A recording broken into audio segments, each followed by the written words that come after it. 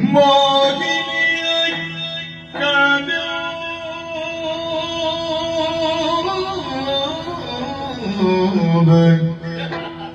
ಮನದಿ ದೈತ್ಯ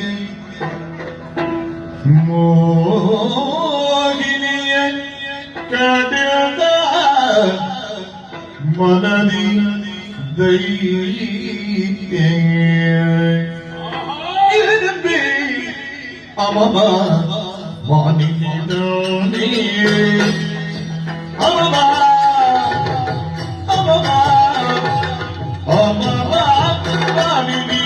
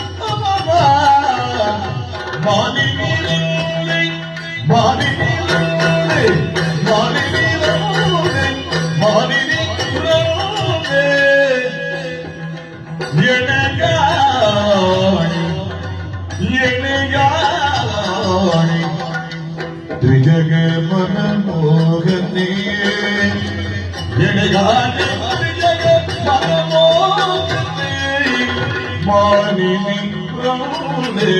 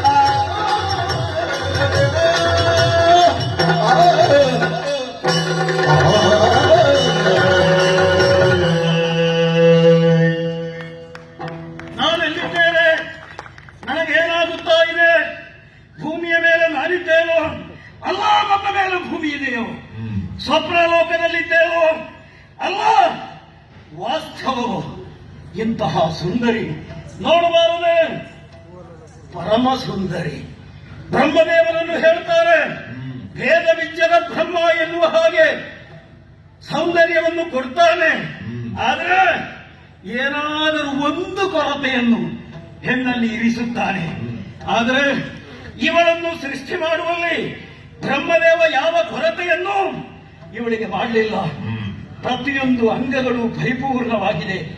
ಕುಟಿಲ, ಚಂಚಲ, ಕಠಿಣ, ಕೃಶ, ಮಾಂದ್ಯ, ಆಕಾರ, ವರ್ಣ, ಸ್ವರ, ಗತಿ, ಸಾಹಿತ್ಯ ಪರಿಪೂರ್ಣವಾಗಿದೆ.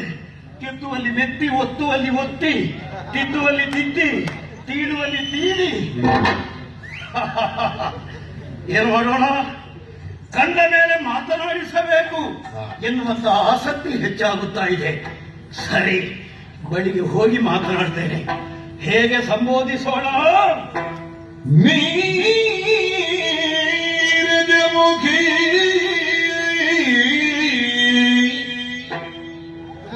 ಮುಯ್ಯಾದ ಸತಿ ನೀ ಯಾರು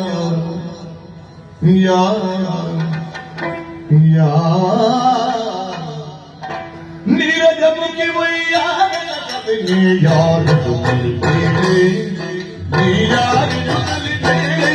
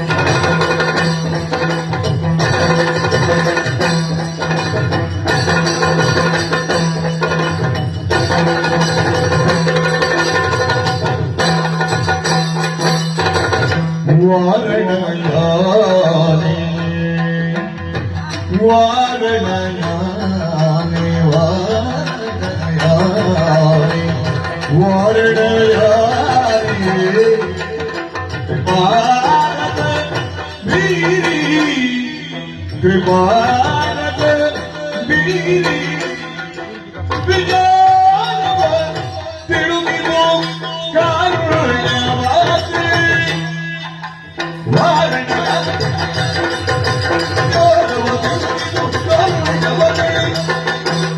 ನೀರಜಮುಖಿ ವಯ್ಯಾರದ ಯಾರಿಗೂ ಕಲಿತೇನೆ ನೀ ಯಾರಿಗೂ ಕಲಿತೇನೆ ವಯ್ಯಾರದ ಸತಿಯೇ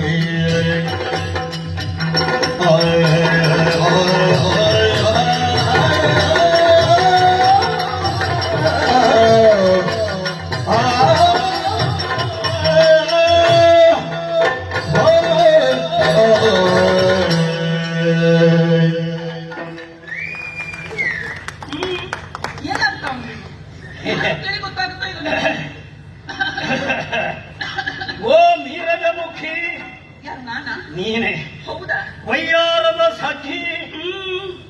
ಸುಂದರಾಂಗಿ ಎನ್ನುವುದರಲ್ಲಿ ಆ, ಎರಡು ಮಾತುಗಳಿಲ್ಲ. ಹೌದಾ? ಆದ ಕಾರಣವೇ ನನ್ನನ್ನು ನೀನು ಆಕರ್ಷಿಸಿದೆ. ನಿನ್ನ ಪರಿಚಯವನ್ನು ಕೇಳಬೇಕು ಆ, ಎನ್ನುವಂತ ಆಕಾಂಕ್ಷೆ ನನಗೆ. ಕುತೂಹಲ. ಆಕ್ಷೇಪ ಇಲ್ಲ ಅಂತಾದ್ರೆ ನೀನು ಯಾರು, ಆ, ನಿನ್ನ ಅಪ್ಪ ಯಾರು, ಅಮ್ಮ ಯಾರು, ಊರಲ್ಲಿ ಹೆಸರೇನು, ಎಲ್ಲಾ ವಿಚಾರಗಳನ್ನು ಹೇಳಬಹುದೇ?